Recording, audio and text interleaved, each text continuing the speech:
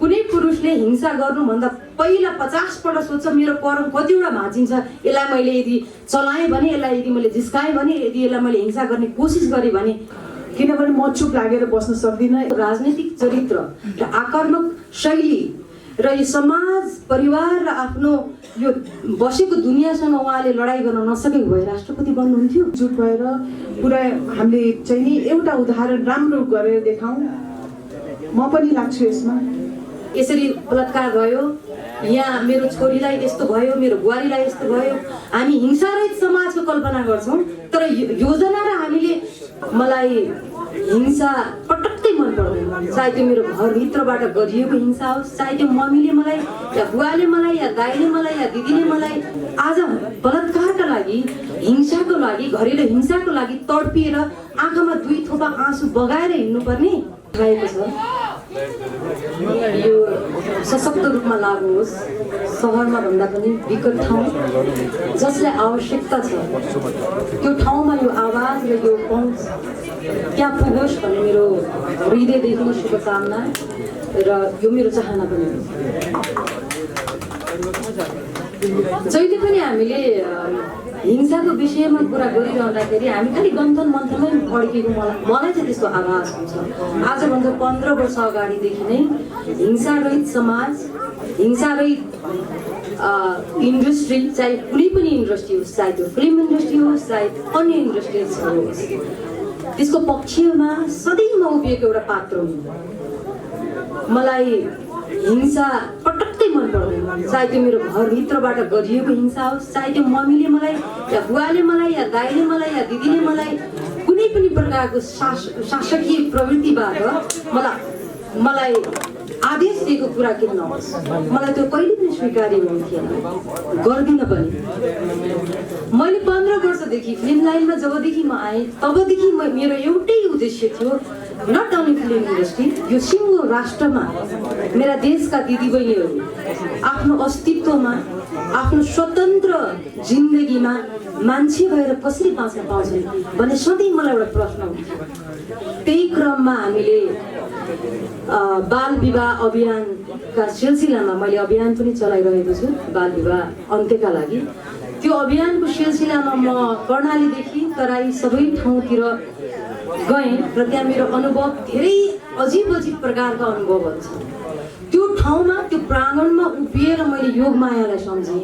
काश यदि योगमाया थिएनन् भने सती प्रथाको लागि आज पनि हामी यसरी नै मञ्चमा त्यो विषय उठान गरिरहेको हुनुपर्थ्यो।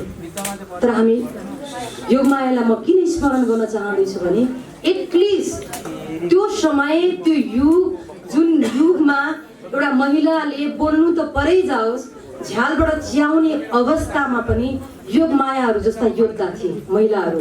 आज हामी कहाँ छौँ?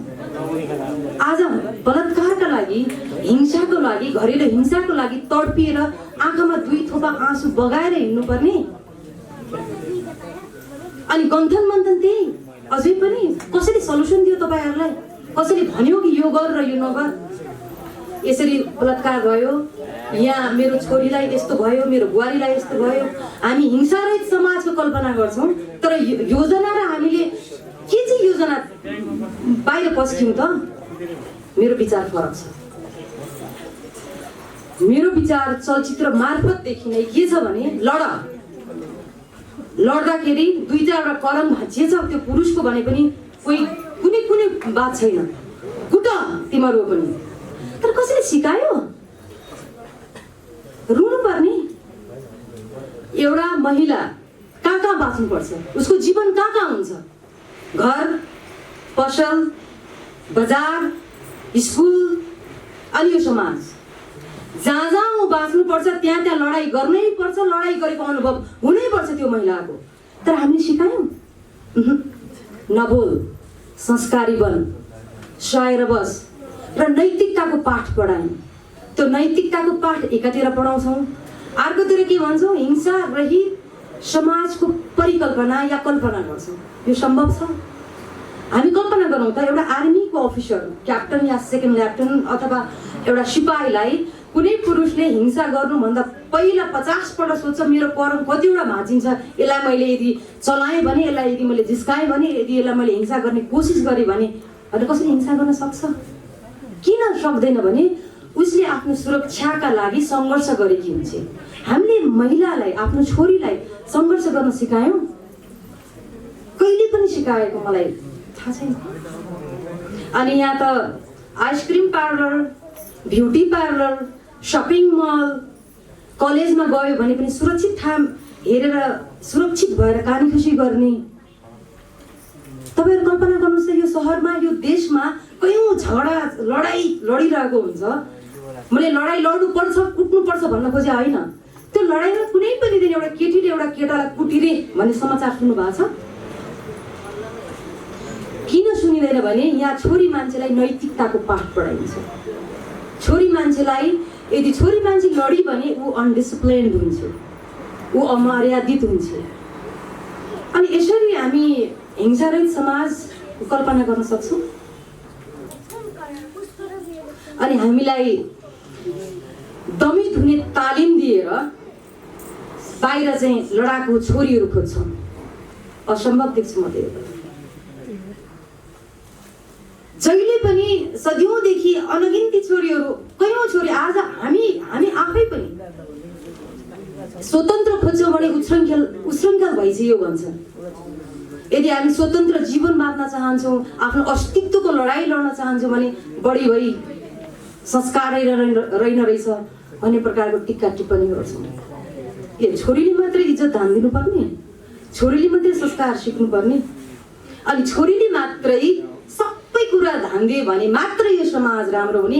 एकातिर दमित भएर बस्ने तालिम दिन्छ, एकातिर छोरी बन्ने तालिम दिन्छ, अर्कोतिर लडाकु बन छोरी अथवा वीरङ्गना छोरीहरू खोजिन्छ। यो सम्भव छ? यो प्रश्न मेरो समाज आयो, तपाईँहरूलाई पनि हो। तर यति धेरै कुरा अरू वक्ताहरू पनि हुन्छ, उहाँहरूले पनि गर्नुहुन्छ। मलाई लाग्छ छोरीलाई कलम मात्र होइन, हातमा तरबार पनि दिनु। यदि छोरीलाई हातमा कलम र अर्को हातमा तरबार दिने हो भने नि यो दुनियाँ कसरी चलाउनु पर्छ राम्रोसँग थाहा छ छोरीहरूलाई। तर यहाँ स्वस्थानीको नैतिकता पाठ पढाइन्छ। अनि एकातिर भन्छ हिंसा नसह, अर्कोतिर भन्छ बढी किन बोल्या, छोरी मान्छे भएर बढी बोल्ने हो। यो डबल चरित्रले त छोरीको मुक्ति कहिले पनि हुँदैन, महिला मुक्ति कहिले पनि हुँदैन, मलाई लाग्दैन। त्यसकारण तपाईँहरू ढुक्क भएर आफ्नो प्रतिरक्षाको लागि लड्नुहोस्। 2-4 दाँत फुस्किएछ भने पनि नो प्रब्लम, फुस्काइदिनुहोस्। हो, कहिलेसम्म डराएर बस्ने, कहिलेसम्म बुवाको प्रोटेक्सनमा, प्रेमीको प्रोटेक्सनमा, श्रीमानको प्रोटेक्सनमा, कहिलेसम्म अरूले मलाई रक्षा गर्छ भनेर बाँचिरहने, डराइ बाँच्ने? निडर भएर बाँच्नुहोस्। र अर्को एउटा उत्साह, म के कुरामा चाहिँ उत्साहित छु भने आज यो 21औं शताब्दीमा पनि हामी जुन कुरा गरिरहेका छौँ, मानव बन्ने कोसिस गर, म महिला हुँ, त्योभन्दा पहिला म मान्छे हुँ, यो शरीरमा मेरो आत्मा छ, पुरुष र यो धरतीमा मैले पनि मान्छे भन्ने अधिकार त्यति नै छ जति एउटा पुरुषको छ। त्यसकारण नारी पुरुष बराबर हो भने बराबर भएर बाँच्नु पर्यो नि त। एउटा कुरा भनौँ, आजभन्दा धेरै वर्ष अगाडि उपलब्धि पनि छन् फेरि यसमा। हामी नेगेटिभ कुरा अथवा चाहिँ निराश मात्रै कुरा पनि गर्ने होइन। आजभन्दा कयौँ वर्ष अगाडि चाहिँ हामी मुगुकै महिला पात्र या पुरुष पात्रलाई हेर्ने भने 35 देखि 40 वर्षमा हजुरआमा हजुरबा बनिसक्ने अवस्था थियो। तर अहिले युग परिवर्तन भयो, समाजको केही चिजहरू परिवर्तन भयो, प्रविधि विज्ञान हरेक कुराहरू परिवर्तन क्रममा आज 35 वर्षको युवती टिनेजर हो कि कति वर्षको भन्ने हामीलाई छुट्याउने गाह्रो परिरहेछ। भन्नुको मतलब केही कुरा त परिवर्तन पनि भइरहेछ। यसलाई सकारात्मक हिसाबले पनि लिनुपर्छ। हिजो औषध आयो 50 वर्ष थियो भने अहिले 70 त छ। यो केले भन्दा सोचले पनि हो। हिजो यो प्रविधि थिएन, विकासका कुराहरू थिएनन्, त्यो हिसाबले पनि हो।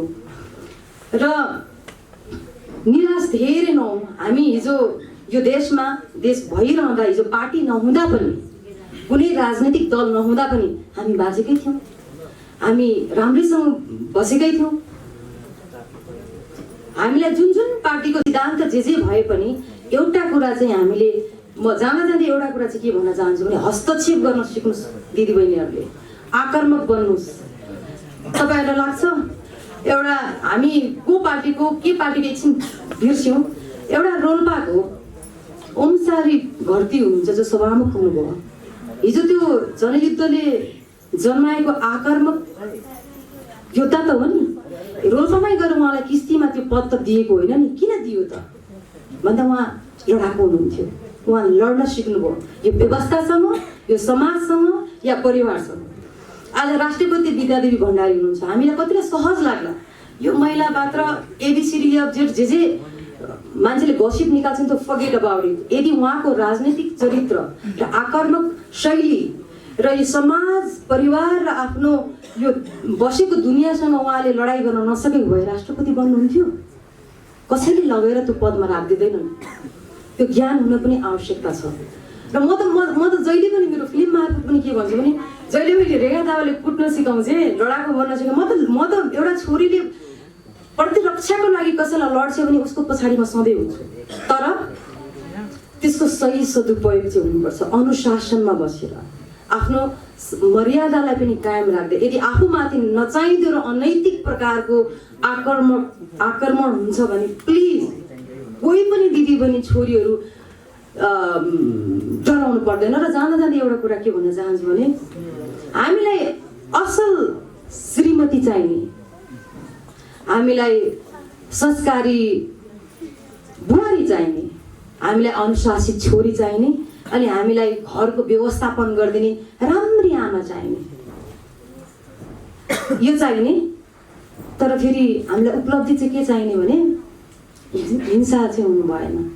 यति यो पेरिफेरीमा कहाँ चाहिँ लडाकु श्रीमती चाहिन्छ, लडाकु प्रेमिका चाहिन्छ, एकदम खतरनाक आमा चाहिन्छ भनेर कहीँ भनिँदैन। संस्कारी नैतिकवान यसरी पढाइन्छ। बच्चैदेखि जन्मिएदेखि नै छोरी मान्छेलाई छोरी बन्ने तालिम दिइन्छ, जुन तालिम मैले त स्वीकारेको थिइनँ। मलाई धेरैले टिका टिप्पणी पनि गर्नुभयो फिल्म इन्डस्ट्रीमा आउँदा, यो कस्तो खालको केटी हो केटा जस्तो। ल म अलि स्ट्रङ हुँदा म केटा जस्तो हुँदो रहेछु भनेको मतलब हाम्रो परिचय कहिले परिवर्तन गर्ने त? हामी सबै मान्छे हौँ, हामी मान्छे भएर बाँच्नुपर्छ। हामीलाई यदि यो समाजमा तपाईँको छोरी यहाँ स्टेजमा बस्नुहुने कतिको छोरी होलान्, बहिनी होलान्, तपाईँले कहिले आफ्नो छोरी बहिनीलाई लड्न सिकाउनु भएको छ? जहिले पनि तपाईँहरूले हामीले धेरै यही नै भनिरहेछौँ, लड गएर परेको म बिहोर्छु भनेर एकपल्ट हेरौँ न त। अब दुनियाँ परिवर्तन हुने बेला आएको छ। तपाईँहरू आफ्नो आफ्नो ठाउँबाट जाग्नुहोस् र घरबाट त्यो लडाइँ सुरुवात हुनुपर्छ। जब तपाईँ घरबाट लडाइँ लड्नुहुन्न र त्यो मनको कमजोर सत्ता परिवर्तन गर्नुहुन्न, जसरी हाम्रो देशको सत्ता कमजोर छ, हामी छोरी मान्छेको सत्ता पनि त्यति नै कमजोर छ। जबसम्म यो सत्ता भत्काएर नयाँ सत्ता बन्दैन छोरी मान्छेहरूको मनभित्रको सत्ता, तबसम्म हामी निर्णय नै बन्नुपर्ने हुन्छ। म सबैलाई शुभकामना दिन चाहन्छु र यो कार्यक्रमलाई पनि धेरै धेरै शुभकामना। र सबैजना यहाँ उपस्थित बहिनीहरू पनि हुनुहुन्छ, आमा दिदीहरू सबैलाई प्लिज निडर भएर बाँच्नुहोस्। डरको आँखामा यसरी आँखा जुगाएर हेर्नुहोस् ताकि डर पनि तपाईँहरूसँग डराउन थालोस्। वास्तवमा एउटा जोस र जागर र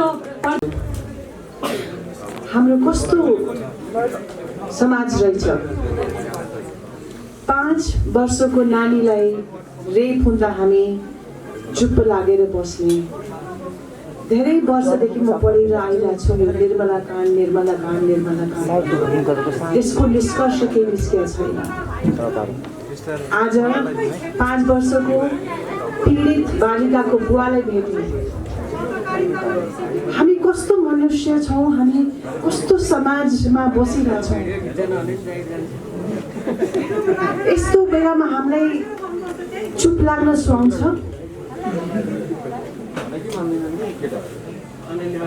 म धेरै थ्याङ्कफुल छु मेरो बहिनी शोभा, ज्वाइँ निश्चयजी, उहाँहरूले यो एउटा यस्तो राम्रो काम लिनुभएको छ, हातमा लिनुभएको छ। जब निश्चयजी आउनुभयो मैले भने तपाईँ लाग्नुहोस्, म यस्तो काममा जहिले पनि 24/7 तयार छु। मेरो मैले के गर्दाखेरि सहयोग हुन्छ, मैले के गर्दाखेरि म सर्भ गर्न सक्छु, किनभने म चुप लागेर बस्न सक्दिनँ। यस्तो यस्तो कुराहरू पढ्दा सुन्दा मेरो असाध्यै म चुप लागेर बस्न सक्दिनँ। यो असाध्यै पीडा हुने कुरा। अब हामीले जे गर्नुपर्छ, हामीले एउटा प्लान ढङ्गले सिस्टमेटिक ढङ्गले यसलाई जडोदेखि नै हामीले निकाल्नुपर्छ। हामीले प्रयास गर्नुपर्छ, अनेस्टली प्रयास गर्नुपर्छ। निश्चय तपाईँको जुन एउटा भिजन छ, तपाईँको एउटा जुन सङ्गठन छ, तपाईँको एउटा भित्र एउटा काम गर्नेछ, हामी सबै जुडेर यसमा अगाडि बढौँ हामी।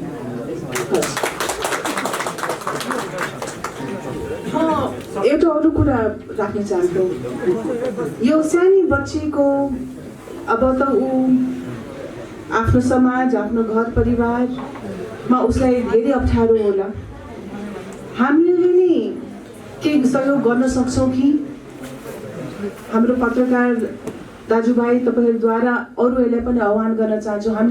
हामी अगाडि कसरी बढ्ने, केही सहयोग पाऊँ, कसरी हामीले एकजुट भएर पुरा हामीले चाहिँ नि एउटा उदाहरण राम्रो गरेर देखाउँ। म पनि लाग्छु यसमा कि यो बच्ची भोलि गएर यस्तो स्ट्रङ आइमै बनोस् कि उसले देशको लागि, अरू नारीहरूको लागि, अरू पुरुषहरूको लागि केही योगदान दियोस्।